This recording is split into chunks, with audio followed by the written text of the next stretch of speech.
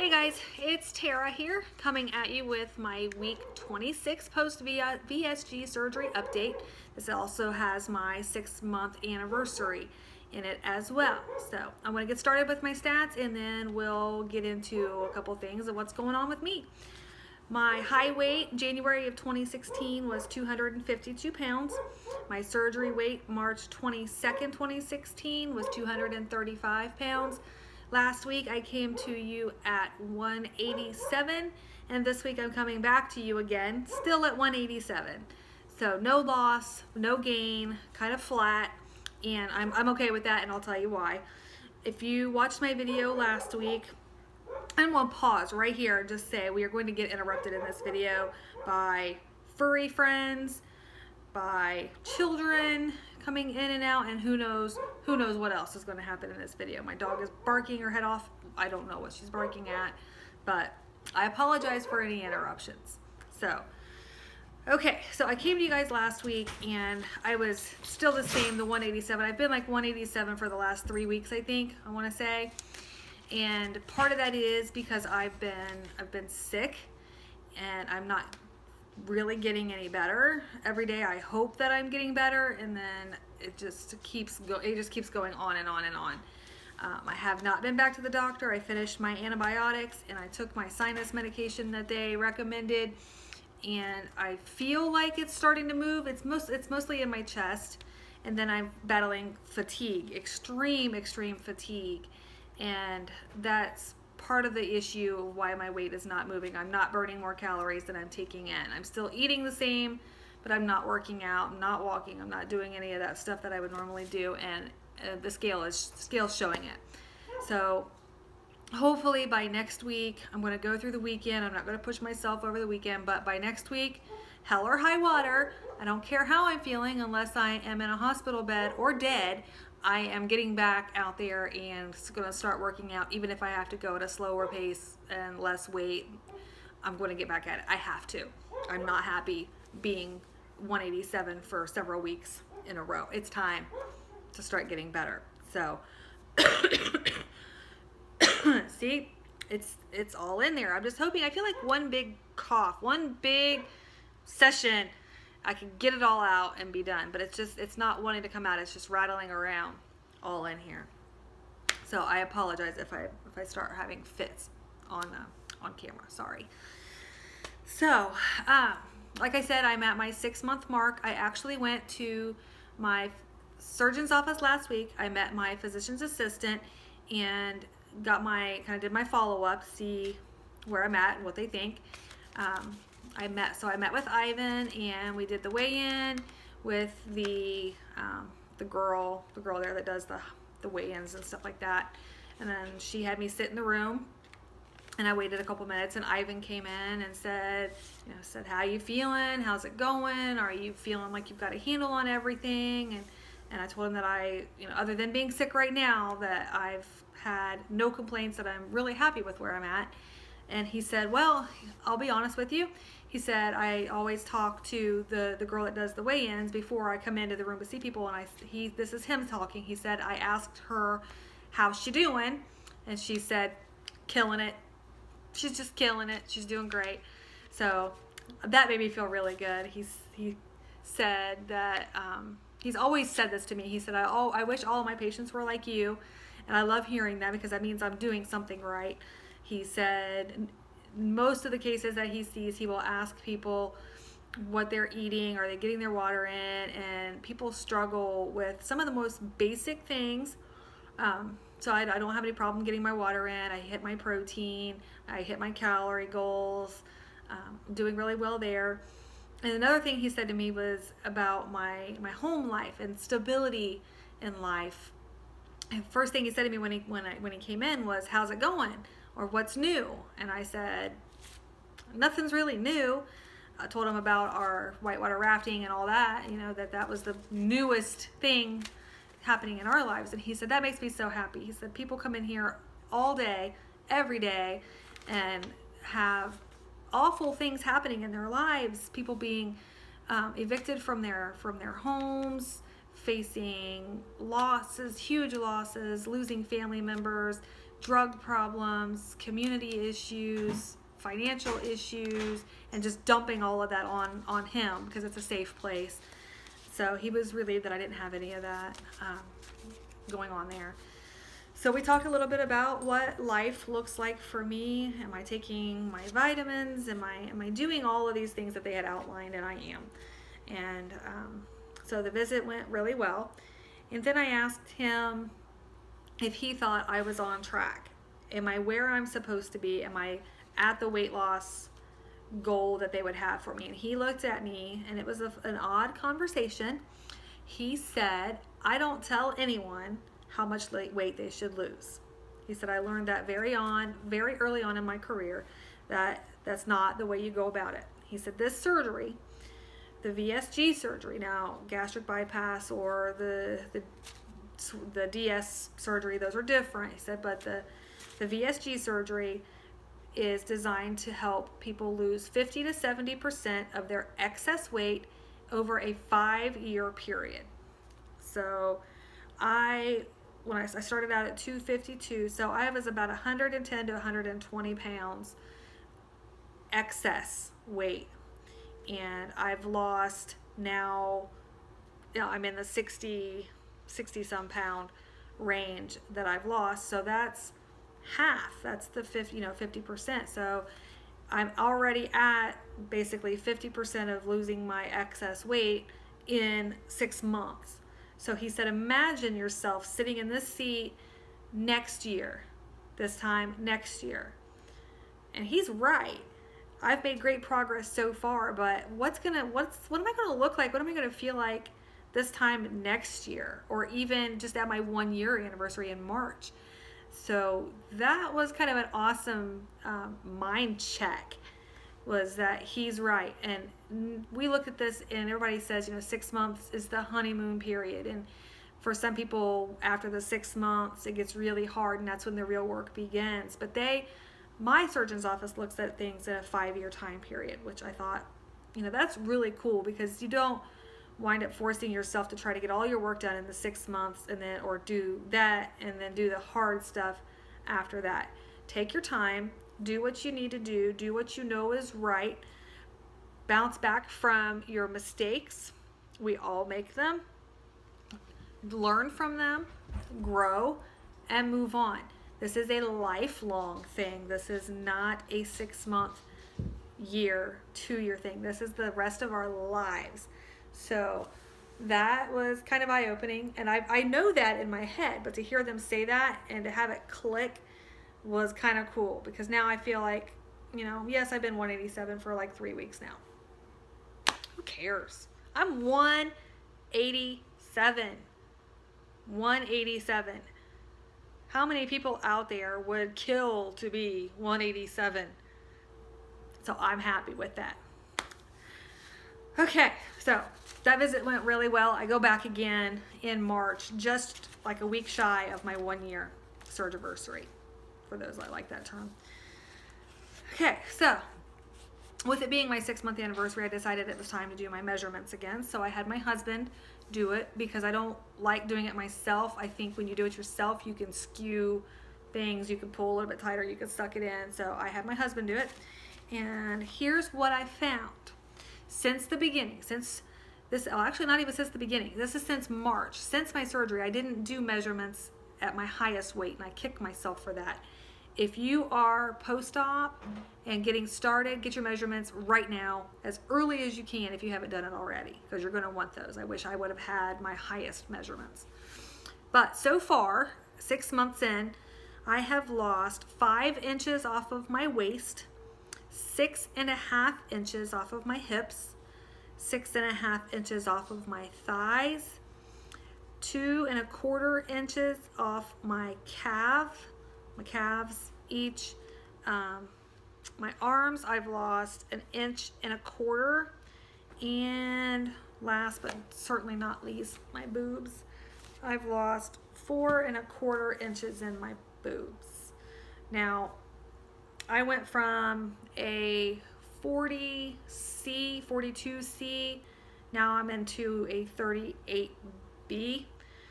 So I'm okay with that. I never liked my boobs to begin with. What can I say? I just wear nice padded bras. Do what I can. And I'm not gonna cry about it. I'm not the boob job type of person. I'm not even considering that. So, excuse me. I'm okay with that. But that's pretty impressive. 5 inches here, 6 inches there, 2 inches there, 1 inch there. That's a lot of real estate to get rid of. So really, really pleased with that. What else did I want to talk about? Oh, I wanted to talk about failure, mistakes, regrets. I want to talk about oopsies. We all have them, but are very skeptical, reserved. We don't talk about a lot of them, and I think that those need to be addressed, especially for those of us that stay so positive and we try to lift people up. I tend to skirt around the mistakes. I mean, I'm honest with you guys, but I don't spend a lot of time highlighting when I do make mistakes. But it came up in a couple people's videos this week that I watched, and I think I wanted to address that. I want to come out and say that each and every week, whether I mention it in my video or not, every single week, without fail, I've made a mistake. I've done something wrong. I've ate something that I shouldn't have, or I've ate more than I should have, or I didn't eat the right things. I didn't get enough water in. Something along the line, somewhere, at some point, I've made a mistake.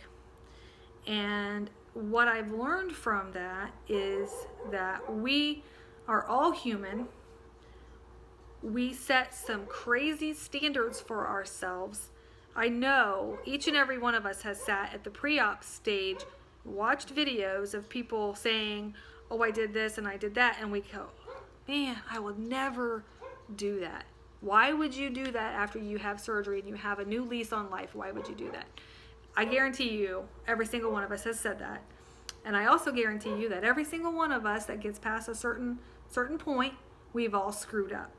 We've all done something that we said we wouldn't do. The reason for that is because we are all people. We are all broken people. Or we wouldn't be here today. We would not be in the situation that we're in today if we weren't broken. Every single one of us has some type of addiction to food or some type of hormonal imbalance that causes us to be overweight. So each one of us is broken in our own unique way. Each of us is going to live a life where we make mistakes because of being broken in our own individual way. The only difference between me and you and you and you, the only difference is how we handle it when it happens.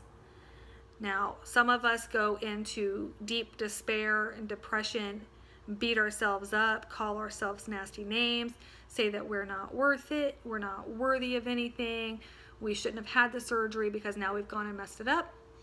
You could take that approach. You could take the high road and say, I made a mistake, I've learned from it, I'm not going to do that again, and move on. You could be somewhere in the middle of the road. I'm kind of a middle of the road person. I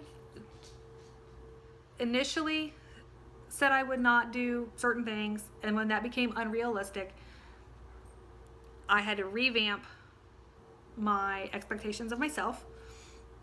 I had to say, I'm human, I'm going to make mistakes. There are things in this world that I'm going to want to eat again, whether they're on my plan or not, and I'm going to have to deal with how that feels when it happens, and I want to deal with the stalls, the gains, whatever it is, the sickness from eating the wrong thing. I'm going to have to deal with it in my own way.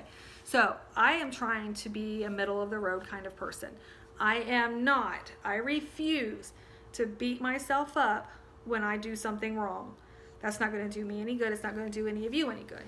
But I'm also not going to be the kind of person to blow it off and say, oh, it's no big deal, do it again tomorrow, do it again the next day, do it again the next day. So I'm going to be in a happy medium where, yes, I'm going to make mistakes, I'm going to acknowledge it, I'm going to learn from it, and I'm going to move on to my next mistake. I'm going to make mistakes the whole way. We all are. And so that's something that I really wanted to address. And I'm going to tell you guys my story from earlier this week. Now, like I said, every day I do something stupid, eat something I shouldn't. Whether it's grabbing a chip when I'm in the pantry, my family still eats some of that stuff. So it's in the house. Whether I fall off a wagon and get a kitty soft serve cone at the dairy thing down the street, the Dairy Nook down the street, whatever. There's always something. Earlier this week, I think it was Tuesday, I had one of those nights where it was supposed to be my workout night. I didn't feel good. I haven't gotten off of this couch or this chair all week. I make dinner, do the dishes, and then I'm back to sitting on my rear again. That's just how I felt all week. Tuesday, I did, I fixed dinner and we sat here and was watching that 70s show and Bones and Jeopardy, whatever it was. And then the munchies hit. I mean, you'd have thought I smoked some weed, and then the munchies hit. Because all I did all night long was eat. So I ate my dinner, probably a half an hour, maybe an hour later, I decided, I want some of this. And I'm not talking huge quantities of stuff, just I want this. I had a handful of Cheez-Its, and then maybe a half an hour after that, I got the next thing, maybe a spoonful of peanut butter, and then it just went on and on and on. This is what my surgeon calls eating around your sleeve. You don't fill yourself up till you're completely stuffed full, but you're snacking and you're snacking, you're snacking, you're snacking, you're snacking. So you just keep, it's like a gas tank. When you get to 3/4 full, you stop and fill it up again, and you let it go down 3/4 again, and you fill it up again. So you're just taking in, consuming all of these calories. And then to top all of that off, we'd had a very slim grocery budget this week. So we had agreed to buy just the meat that we needed at the store, and we would use up whatever we had in the freezer, in the pantry. We had to go as frugal as we could.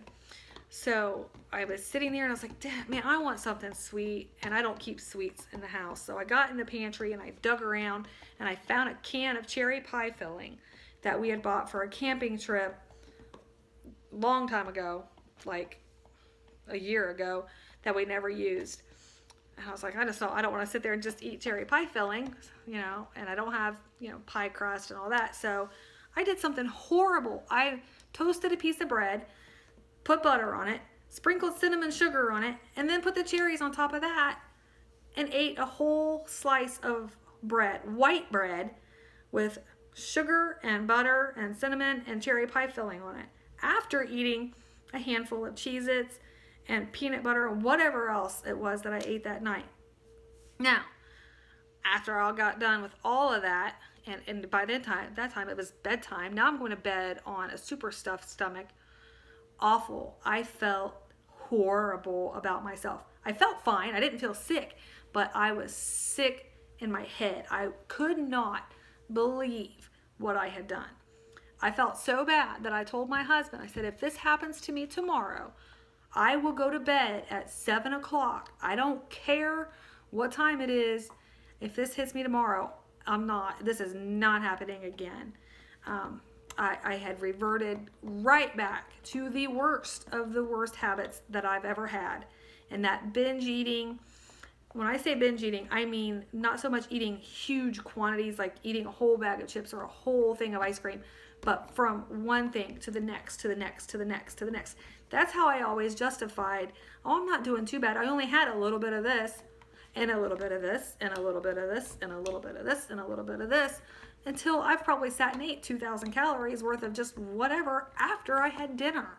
So that was a very low point of my week. I've reflected on that. I've watched your videos. I've seen some of you struggle with gains this week, with poor choices, and I've seen some of you guys beating yourself up really bad, and I was doing it too. We need to stop. We need to stop doing that. We need to accept that we have a bad day, couple bad days, a bad week. We might even have a bad month or so or longer. But guess what? God willing, we have many, many, many more days, weeks, months, and years to make it right. So take to heart the troubles that you've had this week, whenever it is. Deal with it, process it, figure out what made you do it. Why did you do it? Why are you not going to do it again? And then just move on. And I just sat here and talked for 20 minutes. This was going to be a fast video. I'm so sorry. So that's my words of wisdom this week is make your mistakes, learn from them, move on, become a better person because of them. Love yourself regardless of your mistakes. I love all of you. I know you guys care about me.